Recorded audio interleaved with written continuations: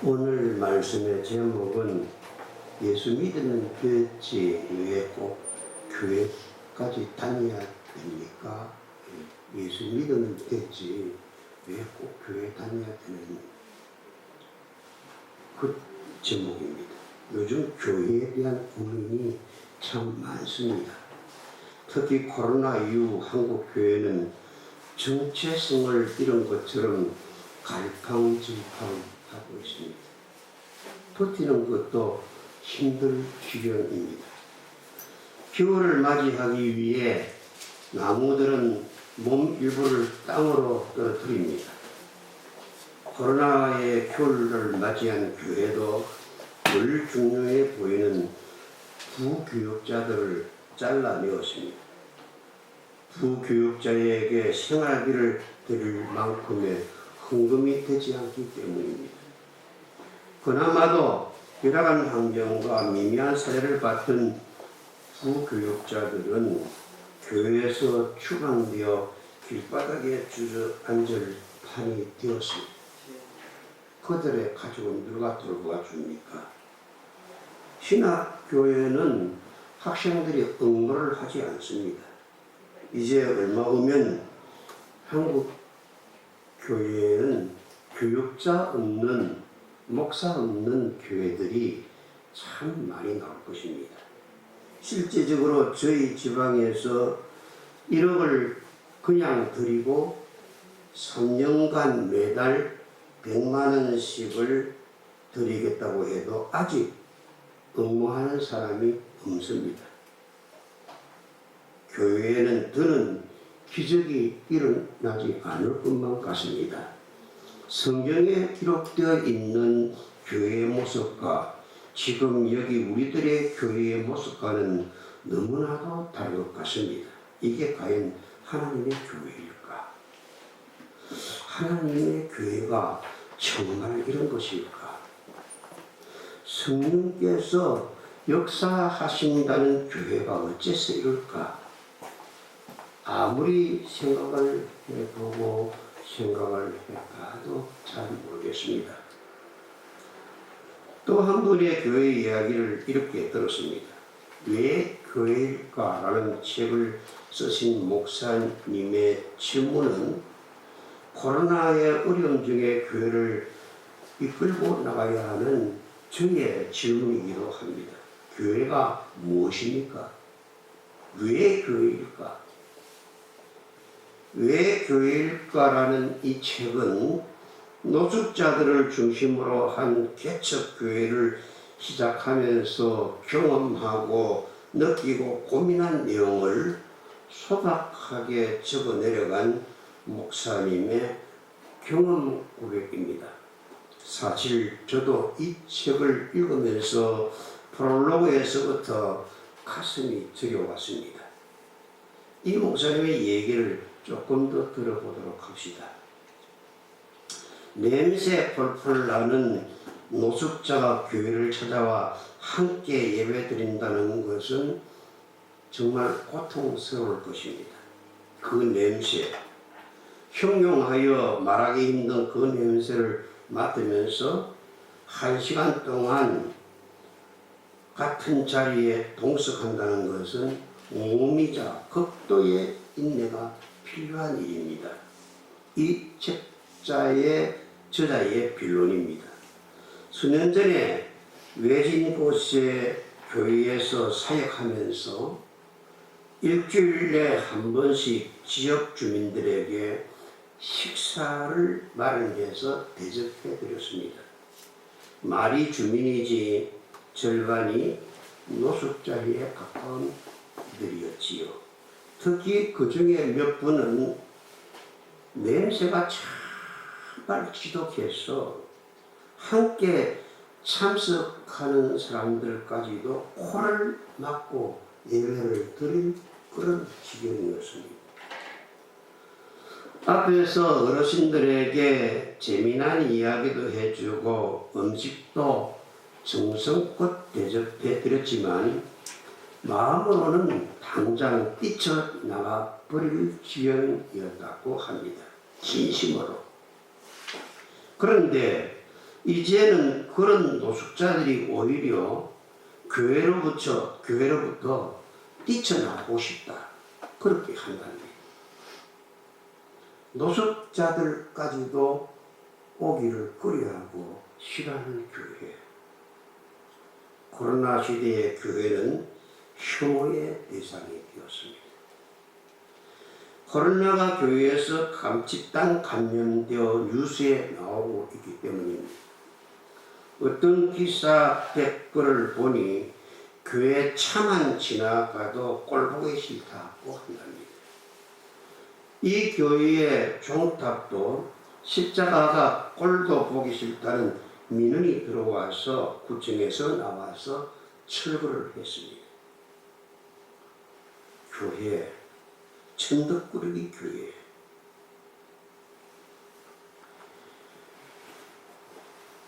과연 교회는 누가복음 19장에 나오는 귀인의 종들과 같습니다.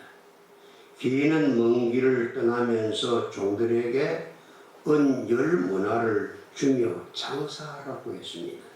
그런데 그 지역 사람들은 그 귀인을 싫어했습니다.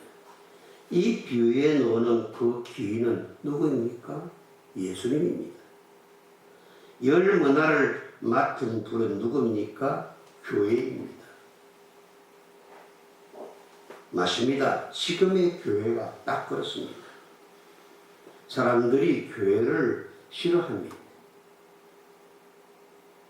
그래도 교회는 10문화를 받았으니 장사를 해야만 합니다. 싫어하는데도 교회를 해야만 됩니다. 이러한 시기에 사람들은 묻습니다. 하나님은 왜 교회를 하라고 하시는가? 하나님만 믿으면 되지 사람들이 꼴도 보기 싫다고 하는 교회를 왜 해야 하는가? 세상 사람들은 우리들을 향해서 하나님만 믿으면 됐지 왜 교회에 다녀요? 그렇게 묻습니다. 왜 교회일까의 저자는 책의 제목과는 달리 왜 교회를 해야 하고 왜 교회에 다녀야 하는지를 명확하게 답을 내어놓고 있지는 않습니다. 굳이 답을 할 필요도 없다는 투이기도 하고 또 답을 해봤자 사람들이 알려고도 하지도 않을 것이고 또 답이 될 수도 없다는 것을 알고 있기 때문이지요. 그래서 저자는 대신에 자신이 왜 교회를 하지 않을 수 없는가에 대해서 써내려가고 있습니다. 자기가 예수님으로부터 10문화를 맡은 사람이니까요. 이것이 머리로 설명이 됩니까? 그래서 저자는 이 책을 머리로서 내려가지 않고 몸으로서 내려갑니다. 몸으로서 내려간 저자의 일상을 읽는 저도 우울하고 감격스럽고 또 두렵기까지 하였습니다. 내 대해서 교회가 끝나버리면 주님 앞에서 뭐라고 보고할 것이 있을 것인가? 같은 고민이지요. 개척교회의 형편은 말로 표현하기 힘들었습니다. 제가 잘 아는 훌륭한 목사님도 결국 수년 동안 지속한 개척교회 문을 요 며칠 전에 닫았습니다. 더는 공간에서 모일 수 없는 시대가 됐고 교회는 해체될 위기에 놓여 있습니다. 우리는 여기 다시 교회가 무엇인가를 물을 수밖에 없습니다. 거기에 대한 답을 발견하지 못하면 우리도 교회 문을 닫아야 할 것입니다. 왜 교회입니까? 왜 교회일까의 저자가 교회를 개척하고 일구한 그런 여정은 참으로 눈물을 끼웠습니다. 아내와 함께 8,000장의 전도지를 나눈 이야기는 더는 묻지 않아도 상상이 됩니다. 딱 한마디 전도지를 붙이는데 나도 모르게 눈물이 났다 하는 그 글 한 줄로 개척교회 목사의 마음을 알기에 충분했습니다. 그러나 교회를 그 목사님은 멈출 수가 없습니다. 자기가 거의 죽어나가는데도 가족이 그렇게 어려움을 당하는데도 교회를 멈출 수가 없었습니다. 방법을 찾고 또 찾았습니다. 복음을 전할 지역이 어떤 곳인지 질문하고 또 질문했습니다. 바울이 로마 교회와 고린도 교회에 복음을 다른 방식으로 전하듯이 그 지역에서 교회를 해야 할 이유를 찾고 또 찾았습니다. 모든 교회가 거의 다 같지 않습니까? 교회들이 특색이 없습니다. 어느 지역을 가도 예배 시간이 같고 설교 방식 심지어 찬양하는 것까지도 거의 비슷하지 않습니까? 교회가 프랜차이즈도 아닌데 말입니다. 그래서 저는 지루한 교회가 아닌 툭 튀는 교회, 이 세상에 하나밖에 없다는 소리를 들을 만한 그런 신선한 교회, 교회의 실정을 느끼는 성도들이 아멘하고 찾아올 수 있는 교회를 하기 위해서 정말 젊음을 불태웁니다. 왜 교회일까? 라는 책의 저자는 교회를 그래서 몸으로 써내려갑니다. 교회가 너무나 힘들었습니다. 교회를 하는 자기 인생이 너무나 고달팠습니다. 사연 없는 인생 없듯이 아프지 않는 교회는 없습니다. 교회는 아픕니다. 지금 대한민국의 교회들은 너무나 아픕니다. 그리고 다시 아프기만 한 교회를 왜 나는 해야만 하는가를 다시 물어봅니다. 수백 번도 더 자기에게 묻는 물음입니다. 누구에게 묻습니까? 자기 자신에게 묻습니다. 하필이면 왜 교회입니까? 하필이면 내가 교회를 왜 해야만 합니까? 저자는 왜 교회일까라는 자신의 질문에 구구한 해석을 넣어놓지 않습니다. 해석을 아무리 잘 해도 알아주는 놈 한 놈도 없을 테니까요. 왜 교회를 해야 하는가 하는 질문에 멀리 출타하셨다가 이제 곧 돌아오실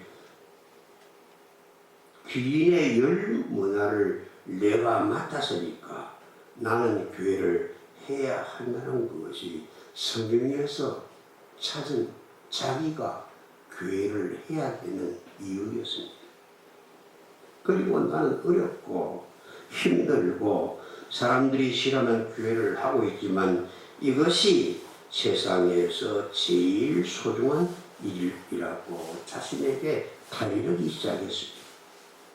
너는 세상에서 누구도 할 수 없는 제일 훌륭한 일을 하고 있는 거야. 여러분들은 교회를 하는 이 일이 세상에서 제일 귀한 일이라고 하는데 동의를 하십니까?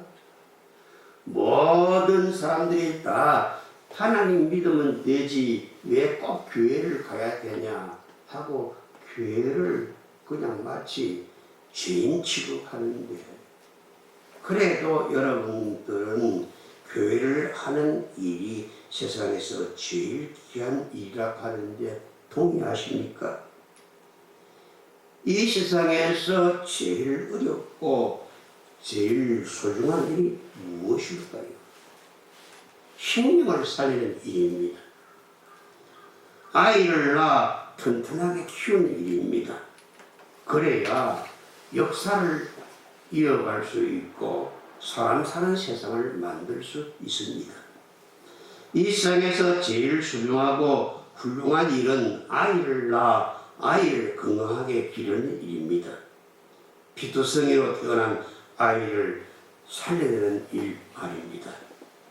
세상에서 이보다 더 중요한 일이 어디 있겠습니까? 아이들아, 이 세상 사람들아, 내 말에 귀를 좀 기울여 보소. 누가 아이를 낳고 아이를 키웁니까? 어머니가 아이를 낳고 아이를 키웁니다. 이 세상에서 어머니보다도 더 중요한 것이 무엇입니까? 이 세상에 어머니보다 더 좋은 것이 있겠습니까? 이 세상에 어머니보다 더 큰 것이 있겠습니까? 이 세상에 어머니보다 더 성스러운 직업이 있을 수 있겠습니까? 이 세상에 어머니보다도 더 힘든 직업, 더 어려운 직업이 무엇이겠습니까? 이 세상에 어머니보다 더 보람된 일이 있겠습니까? 프랑스의 성자 파핀의 이야기를 해보겠습니다. 파핀은 어려서부터 알 수 없는 질병으로 많은 고통 속에 살고 있었다고 합니다. 뼈에 가죽만 입혀 놓을 정도로 점점 죽어가는 질병이었지요. 어느 날 어머니가 이웃집에 갔다가 여인들이 파핀 어머니가 모르게 쑥덕이는 말을 듣게 되었습니다. 파핀의 병은 사람 고기를 먹어야 살 수 있다네. 이 말을 듣고 파핀의 어머니는 곧바로 집으로 돌아와서 자신의 허벅지 살을 떼어 구워서 아들에게 먹였습니다. 고기를 다 먹은 아들이 어머니 고기가 너무 맛 있습니다. 좀 더 먹을 수 없겠습니까? 어머니는 부엌으로 나와서 자신의 허벅지 살을 다시 떼어내다 실신을 했습니다. 아무리 기다려도 오지 않는 어머니 파피는 엉금엉금 기어서 부엌에 가보았습니다. 어머니는 많은 피를 흘리고 죽어 있었습니다. 아들을 살리기 위해서 자기 생명을 주고 죽을 것이죠. 어머니는 그런 것입니다. 그 파피는 몸이 점점 회복되었고 어머니를 생각하며 프랑스의 위대한 성자가 되었다고 합니다. 그러니 이 얘기는 꾸며낸 이야기가 아니고 실제로 있었던 이야기입니다. 어머니의 희생을 어찌 말로 다 표현할 수 있겠습니까? 어머니의 희생은 우리들의 희생과는 다릅니다. 어머니의 눈물과 우리의 눈물과는 다릅니다. 어머니의 사랑과 우리의 사랑은 다릅니다. 어머니의 피와 우리들의 피는 다르지요. 어머니의 땀과 우리들의 땀은 다릅니다. 실로 어머니는 숭고하도다. 어머니의 눈물이 어머니의 땀과 어머니의 피와 어머니의 사랑이 겨우 우리들의 사랑 같은 것이라면 이 세상의 아이들은 하나라도 살아남지 못했을 것입니다. 어머니가 계시기에 이 세상의 모든 생명이 존재할 수 있었습니다. 어머니가 계시기에 생육하고 번성하라는 하나님 제1성 창조의 말씀이 실천될 수 있습니다. 그러므로 어머니는 성자보다 더 거룩합니다. 어머니는 베드로보다 더 소중합니다. 어머니는 침례자 요한보다 더 큽니다. 어머니가 없으면 이 세상은 실로 존재할 수가 없습니다. 어머니는 실로 훌륭하십니다. 어머니를 하찮게 여기는 자식들은 실로 저주받은 자로다. 잠시라도 어머니의 노고를 잊어버리는 자 실로 저주받아야 할 자식이로다. 어머니를 무시하다 하는 자 실로 지옥 백성이로다. 어머니를 부끄럽다 하는 자 마귀의 자식입니다. 어머니를 섬기지 않는 자 하나님을 아버지로 섬길 수 없도다. 그러면 아버지는 무엇입니까? 생명의 씨를 주시는 분이십니다. 그래서 아버지입니다. 아버지라는 그 뜻은 내게 생명을 주신 분, 그게 아버지입니다. 아버지라는 그 이름의 뜻은 내게 생명의 씨를 주신 분, 그게 아버지입니다. 하나님은 나의 아버지이십니다. 하나님은 내게 생명을 주신 아버지이십니다. 그러면 어머니는 무엇입니까? 생명의 씨를 받아 키우는 밭입니다. 교회는 하나님의 생명의 씨를 받아 키우는 밭입니다. 교회는 우리들의 생명을 받아 키우는 어머니입니다. 그러므로 교회를 어머니로 직업정성으로 받들지 않는 자 하나님을 아버지라고 부를 자격이 없느니라. 아무리 훌륭한 생명의 씨라도 받아서 잘 키워줄 밭이 없으면 아무 소용이 없지 않습니까? 교회는 실로 어머니로다.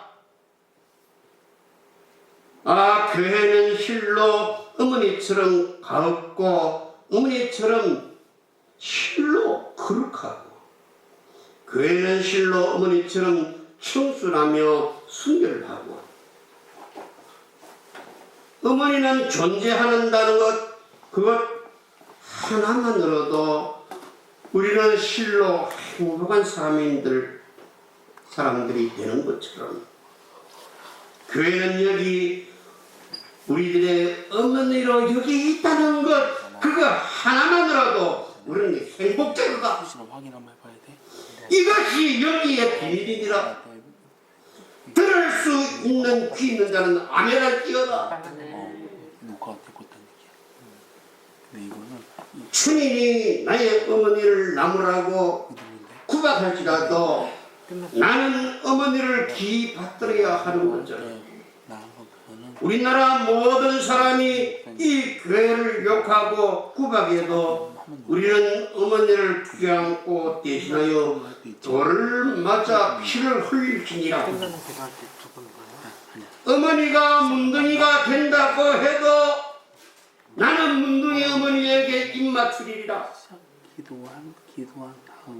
어머니가 코로나 덩어리가 된다고 하더라도 나는 어머니를 껴안고 그 코로나로 내가 들어마셔 죽으리라. 복잡하지. 성도여, 교회는 그대의 어머니로다.